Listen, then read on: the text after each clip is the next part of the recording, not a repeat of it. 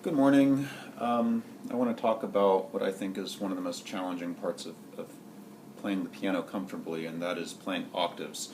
Certainly something that I have struggled with for more than my fair share of time, but I do feel like I have learned some things, so I would like to share what I've learned. A lot of what I know is indebted to Dorothy Taubman, Edna Golandsky, of course my own teachers, Veda, Kaplinsky, and Julian Martin, so I'd like to give them a shout out of thanks for their hard work. First thing that you have to know about octaves is you need your hand to feel small. If you feel like you're making a large reach every time you play the piano, it's going to be uncomfortable. Stretching here in an uncomfortable way is going to create a lot of arm tension. So you need to feel that the octave is not such a large thing after all. Two different ways that you can think about this in order to overcome this idea that an octave is small and to consider it to actually be a small interval. First of all, let your hand open more here between 1 and 2. This is a better place to open up. Trying to open up here, here, and here is doomed to be a failure. So let it be more open here. If that is unsuccessful, something else that I've tried with myself and with students is to first play 2 white notes or 2 black notes as a sixth, and to feel it as being very comfortable. Once I've achieved a very comfortable sixth, I will passively open my hand to a 7th, and then to an octave. And suddenly an octave only feels 2 intervals up from a 6th, not as this massive, powerful Rachmaninoff, Tchaikovsky, Lisztian power chord. So I think that's a very important distinction. Second thing I would talk about with regard to octaves is the use of the wrist. We want to make sure that the wrist is not floppy. There's a difference between being firm and being stiff, but there's also a difference between being relaxed and being floppy. A lot of people, when they're tight, they think that the thing to do is just to release this entirely. What that results in is a movement like this. My wrist just broke. Because my wrist broke, all of the energy that wasn't needed in playing the key went down into here. I have no possibility of a bounce from the bottom of the key if my wrist breaks. It's a lot like trying to dribble a flat basketball. If you take a basketball and you remove all the air and you try to dribble it, it just flops on the ground and stays there. You have to fill it with air for it to be buoyant enough to bounce. Similarly, I need to make sure that my wrist is supported enough so that there is the possibility of a bounce off the bottom of the key. Second thing I would say about the wrist is that we do want to change the position of the wrist slightly based on the height of the key.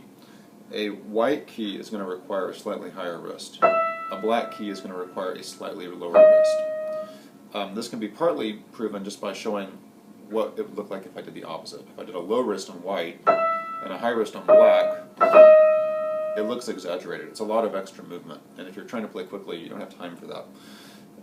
So if you have a higher wrist on white and a lower wrist on black, you actually don't see that much wrist movement, so on and so forth. It's worth noting that in general the wrist should be higher in octaves than it would be in scalar passages. For scalar passages, maybe I'll go in and out slightly based on white key or black key. But for octaves, I need to have a higher wrist in order for the strength to go down into the fingers. If it's below here, I'm already putting a strain on my forearm just by doing this. Also, when my wrist is low, it's extremely difficult to lift my fingers without causing additional tension. So keep a basically higher wrist, and then you can feel that your hand is slightly opening and closing as you play your octaves. Okay, so those are some preliminary observations. Now, how do we move from octave to octave? First, we have to feel that every octave itself is not a burden. That was the idea behind making the hand feel small. But we also need to feel that the effort in playing an octave is extremely minimal. And I believe the best way to do this is to feel that when you play an octave, you're basically dropping passively. Gravity is on your side, and this opening motion creates a very strong position in the hand. So, to practice this, you might try taking a book. For today's use, we have Rachmaninoff forehands. Thank you, Rachmaninoff, for your help. Take your hand and just drop it on the book. I like to start with the book because there's no psychological fear of missing the notes, so we're simply free to do the movement without any reactionary movement toward the fear of a mistake, like hitting the wrong note, playing it the wrong way, not liking our sound. So I use a book to drop, and I feel the passiveness of that drop. Once that feels sufficiently good, I'll try the same thing on the piano. And we just have to remember that it's the same movement. Sometimes people will feel a slight increase in tension when they do it on the piano. This is strictly psychological.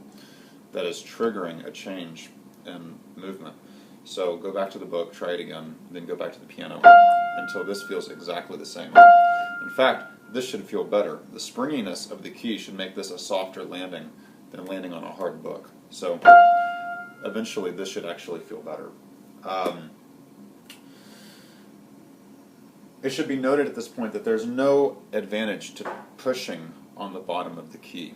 The drop is simply to get you to the bottom of the key and rest there, not continue to push. As you may have heard before, the point of sound is about, maybe halfway, 2/3 of the way down the key, and it is at that point that the hammer is sent flying up to the string. After I've reached that point of sound, I can do absolutely anything and everything to the bottom of the key to no effect. So it's important to not keep pushing. The only thing that people accomplish by pushing on the bottom of the key is increasing tension, decreasing their speed, and often hurting their tone quality too. And I know this from personal experience, from trying to create powerful octaves and pushing on the bottom. It's challenging to not do this because intuitively we think that pushing down makes sound. Therefore, if I want a bigger sound, I must keep pushing down. But again, the sound happens not at the bottom of the key, but just above it. So we don't want to continue pushing.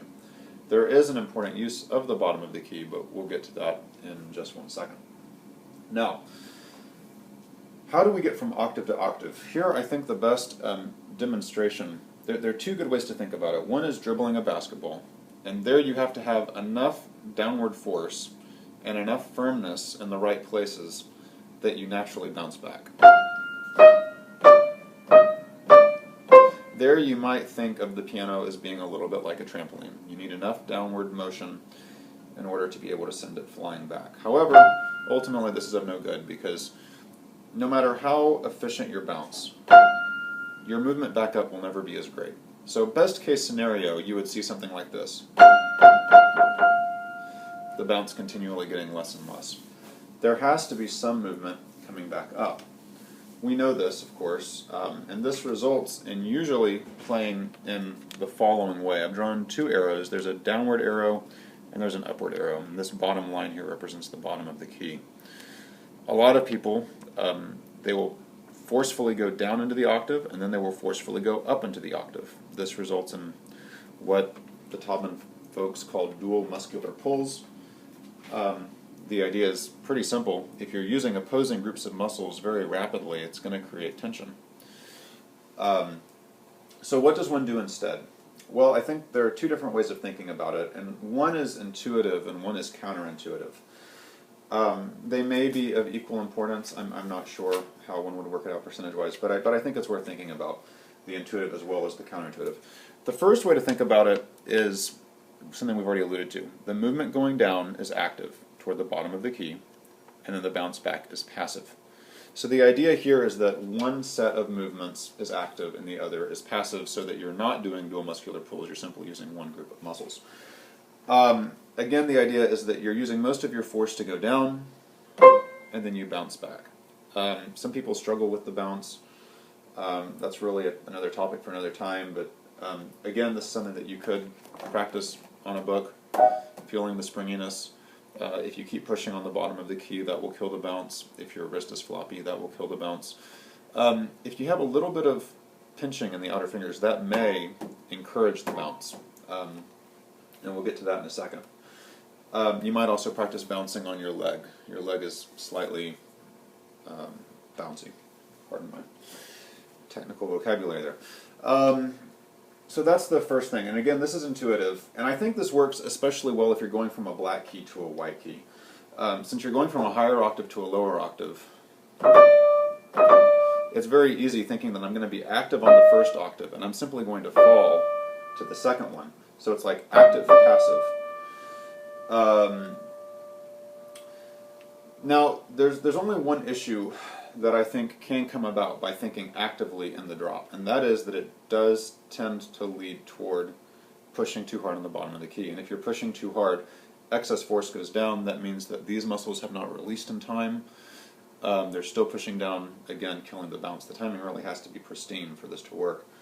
So I have an alternative solution, and this works to the second analogy of how we move from place to place, and that is how we jump. When we jump, all of our energy goes into the ground and propels us up. We obviously don't push the ground down unless you're Chuck Norris. So you're pushing yourself up, and then you land passively on the next space. So the next sticky note for demonstration is the bottom of the key. You jump up from it, and you passively land. Here's where the bottom of the key is extremely useful, and here I give thanks to Thomas Mark's excellent book, What Every Pianist Should Know About the Body. The bottom of the key does not change. It is not a variable. So you can use it as an excellent starting point for your next movement.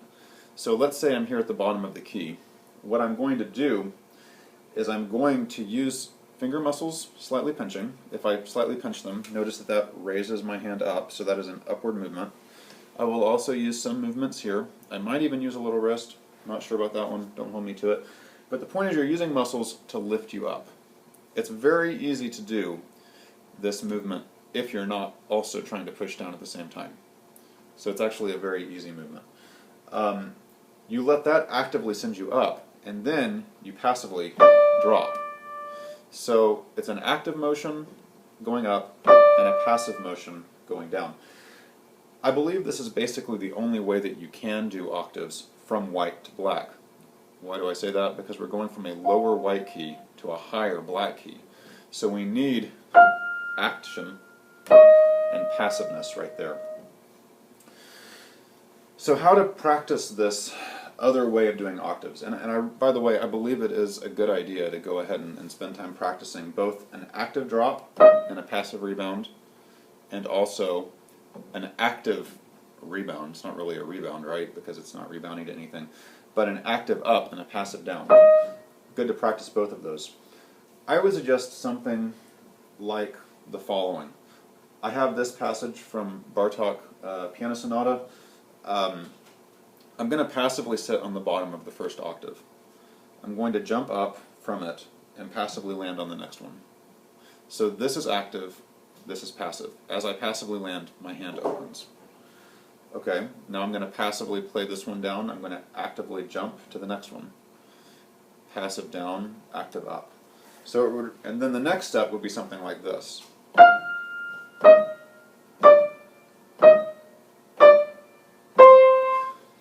All I'm doing when I play is I drop. Then I jump up and I actively land. I believe this way of playing can result in enormous speed. So here is 120. And it felt extremely easy to me. And I think the psychological advantage, again, to feeling that you're leaping up from the bottom and landing passively is that you're less likely to over push on the keys. So that's sort of a thought on octaves. Again, this is all very inspired by Dorothy Taubman, Edna Golandsky, my own teachers, and Martin and Kaplinsky, and also the excellent book, What Every Pianist Needs to Know About the Body by Thomas Marks. I highly recommend it. Another practice idea, by the way, is to put the metronome at a fast speed and see if you can do two-note groupings very easily. You want to feel that you're touching two places with one motion. So I actively leave, I passively land. Here's my beat, that's 120. I'm going to attempt 2 16th notes, but I want to feel like it's one motion, an active leap and a passive landing. Yep. And then I might do the same thing here, passive landing, passive leaving, active landing. And again, this is very helpful. I wish you all the best of luck. I do think it takes a certain amount of practice. It's important to note that the practice and the period of time that it takes to develop this technique is not muscle building. It's building coordination. It's not a matter of how strong these muscles are. It's a matter of how quickly they respond